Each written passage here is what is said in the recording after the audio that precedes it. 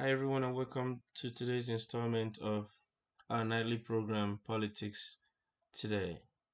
This is your number one unofficial spokesperson of the Obidati campaign.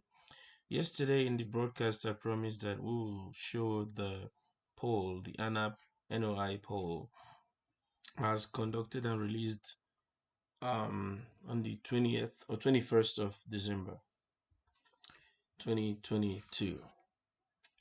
Now, let's just look at the results of the poll.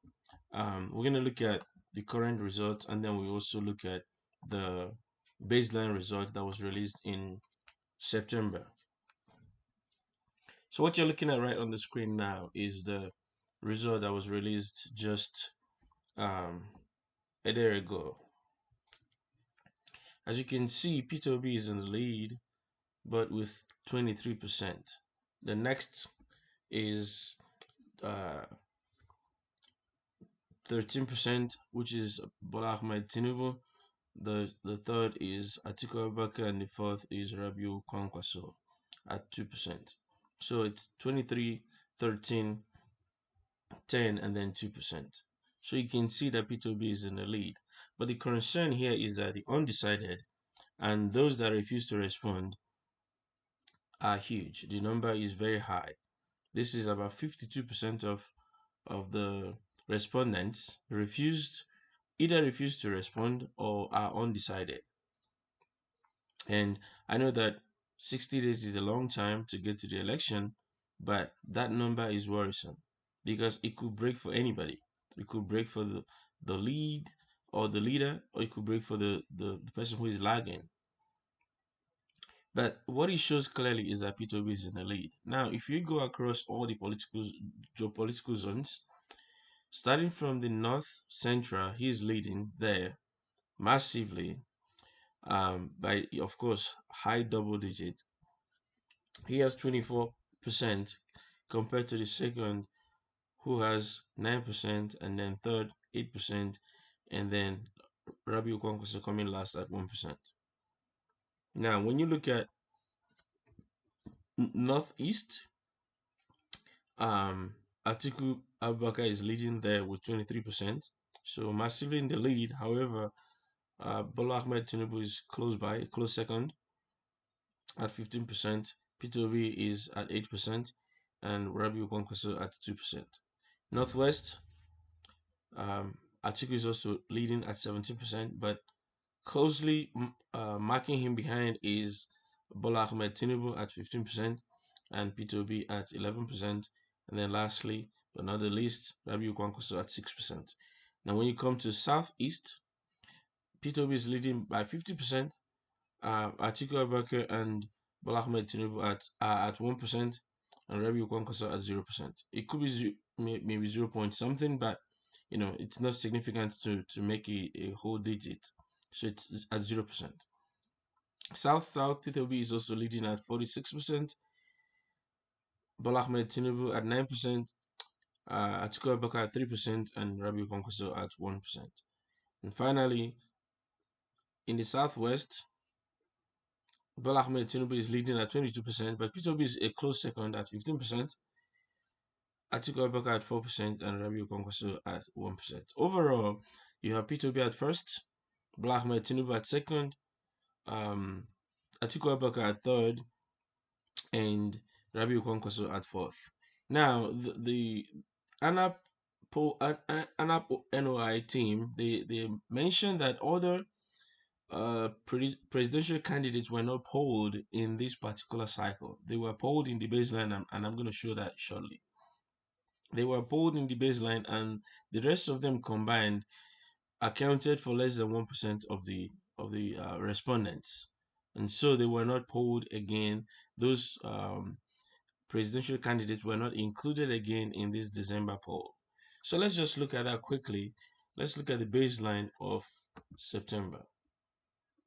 So as you can see here, this result was published in September, and that was a baseline. So they looked at the baseline, the election was still far away from that point, and then this is what the result was. And then they conducted one this December, and another one will be happening in January, closer to the election. In that result in September, P2B was also first at 21%. Uh, Tinubu and Atiku came second with 13%, and Rabiu Kwankwaso at 3%. The difference between now and then is that currently P2B gained two percentage points. Bola Ahmed Tinubu maintained his 13%. Atiku Abubakar lost 3 percentage points, and Rabiu Kwankwaso lost 1 percentage point.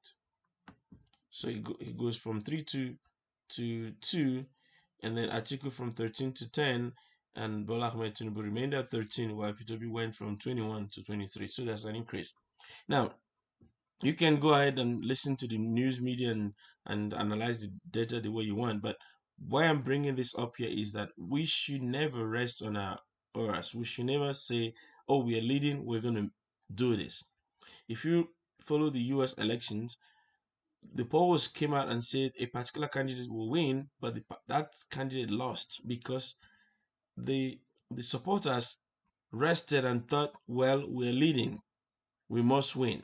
There's no point going to vote. There was a poor turnout, and they lost that election. If you also follow the British politics during the Brexit vote, the polls came out and said that Brexit will be defeated. And many people were confused going into the election. They didn't know what Brexit was all about. They just didn't like the guy who is campaigning for something, or they didn't understand what they were saying. They went in and voted. After they voted and the result was announced that Brexit will happen, many of them protested. But it was too late because they have to honor the referendum. So right now, we cannot rest and say, well, we are leading in back-to-back polls. ANAP NOI has conducted 4 polls, and whoever was the leader in their polls ended up winning that election. But the only way that the poll will translate to election victory is that you get your PVC and get out there and vote. Again, we are voting for P2B in the presidential election. We're voting for Labour Party, Mama, Papa, and Pikin. So go ahead and vote for Labour Party in the presidential election. You can vote for your other parties in the local election, state election, subnational election.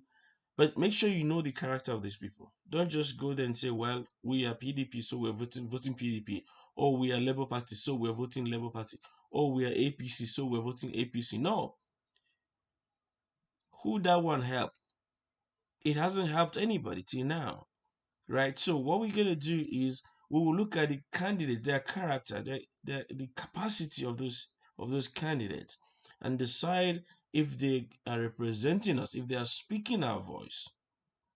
And if they are not, we shouldn't reward them by saying, oh, they are our party members. Because listen, the politicians, they switch parties all the time.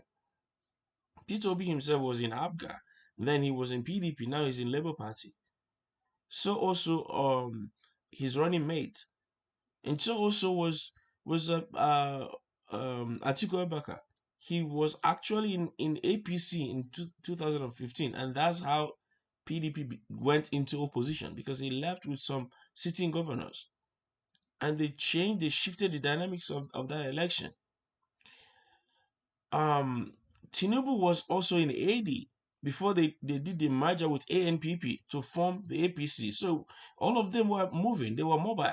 Went from Action Congress to a combo of Action Congress and ANPP, right? So there was a merger. They always form alliances, because in politics, the only thing that is permanent is interest. There's no permanent political parties. There's only permanent interests. And these guys can switch parties at a drop of a hat.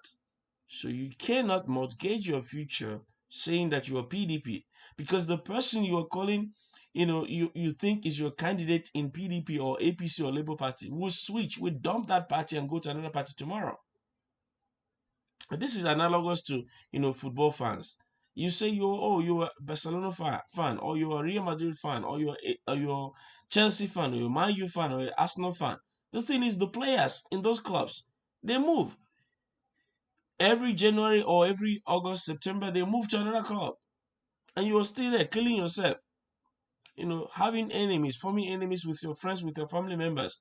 But the guys that are playing, the actual ones playing, that are making thousands, hundreds of thousands every week, of pounds every week, they will switch and go to another club. Look at him, Sterling. He was in Liverpool. Then he went to Man City. Now he's in Chelsea. Just move. They move it. Look at Olivier Giroud. He was in Arsenal. Then he went to Chelsea. Now he's in AC Milan. They just move on. And you insist. You keep on insisting. You are a fan of this. You're a fan of that. The players you are a fan of move. Look at what's his name? Messi. Look at Ronaldo. Look at all of them. They move. Thierry Henry. All of them. They move on. In the same way, these politicians, they will move on to other parties. And you are stuck there thinking, this is my party, that's my party. No. This time around, use your PVC wisely. Look at the characters. You can vote anybody you want, but make sure it's a character you can trust to deliver the goods. Haven't we suffered enough? Hmm? In the words of Asari Dokubo, our mumu know too much. Why do we keep repeating the same thing over and over again and expect something different?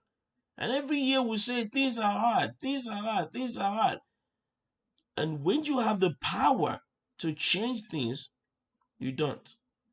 But this time around, it's going to be different, right? The attitude is different. According to ANAP NOI Poll, there are more enthusiasm this time around from the people.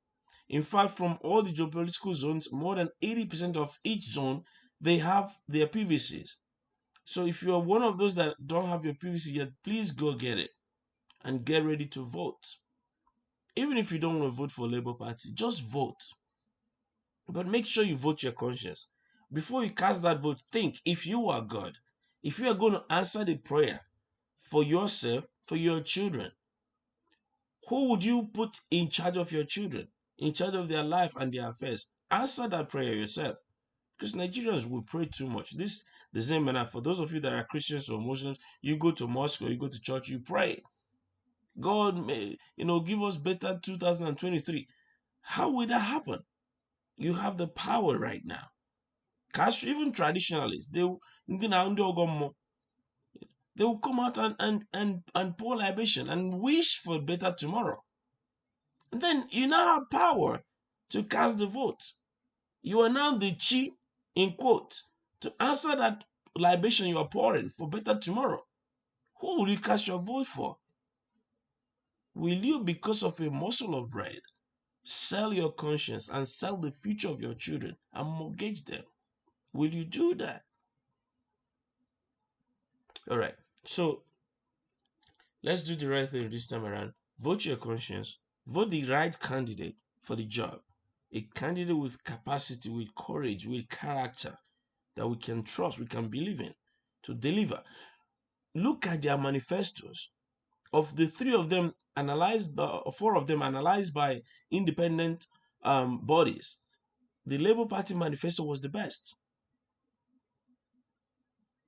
Because you see the plan, how to deliver on the promises.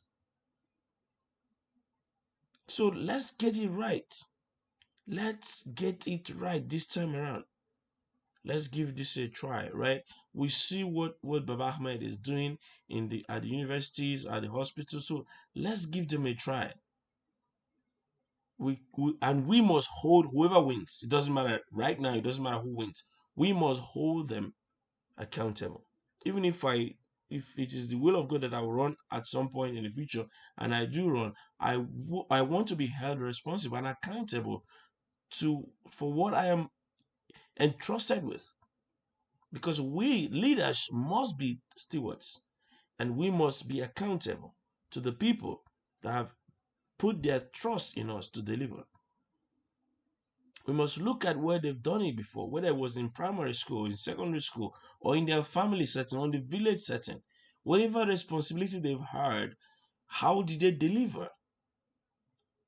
And when we look at what they've had before and how they delivered, then we can decide if we can give them more. Because anyone who is not faithful in a little can never be faithful in much, right? So if you're faithful in a little, there is a good chance you'll be faithful in much. So let's look at what they've done before how they've done it, how they treated one another. They might not have an opportunity of leading, but how did they treat others around them? You will see that qualities, and you can decide and say, okay, you know what? Let's give them a shot. Like someone like Showore, who showed capacity as a student body leader. You can look at him and say, well, how did he do that? In all the protests he led, how did he do that? How did he handle the responsibilities? If that's what you want to vote for, vote. Make sure you vote your conscience, and make sure you can live with yourself after that. Don't vote one way and pray another way. It doesn't happen. It doesn't work. Or pour libation another way. Whether you Christian, a Christian or a Muslim or a traditionalist, it doesn't really matter right now, because the poverty is affecting everybody. Going from Lagos to the east at 24,000, everybody pays it. Whether you're a traditionalist, a Buddhist, a Christian, a Muslim, an atheist, a non-theist, it doesn't matter. It doesn't matter who you are. You pay the same. Kidnappers catch you, they don't ask you your religion. When they drop bomb, all those headsmen and Boko Haramists, when they drop bombs in churches and mosques, they don't care who is there. When they stop a bus carrying people to a place and kidnap all the passengers and take them to unknown destinations, they don't ask you your religion, they just kidnap everybody. When they go into the village, like they're ransacking Enugu State now in a Hamufa and killing people, sacking the students in the school. They don't come there and say, hey, if you're Muslim, stay back. If you're Christian, stay back. If you're traditional, no, no, no. They sack everybody. And the body language of the government is nothing. They do nothing. Many people will come and say whatever they want to say, but what are we going to do about these people taking over? Because this Ihamu for now is going to become their home if we don't do anything. And then they get closer and closer and closer and closer. They sack us in our country. God forbid. So we must vote right. We must look at the body language of the people contesting, how they will treat the people, this kind of treatment they're giving to us. When a student was killed in school for saying something they called blasphemy, instead of taking her to court and whatever to find out, what she did, if it was right or wrong, whatever, this person was killed. And many of the leaders didn't speak. And even the one that spoke has to delete his tweet because whatever, he didn't authorize the tweet he said. This is the way they treat us. A preacher, I think she's from the southwest, was in Abuja preaching, and she was beheaded or she was killed while she was preaching, and the leadership did nothing.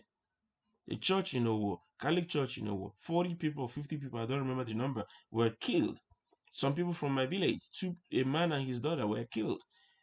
And nothing, they haven't arrested anybody. They say, oh, we found the people, but what happened? What happened to the people they say they found? Nothing.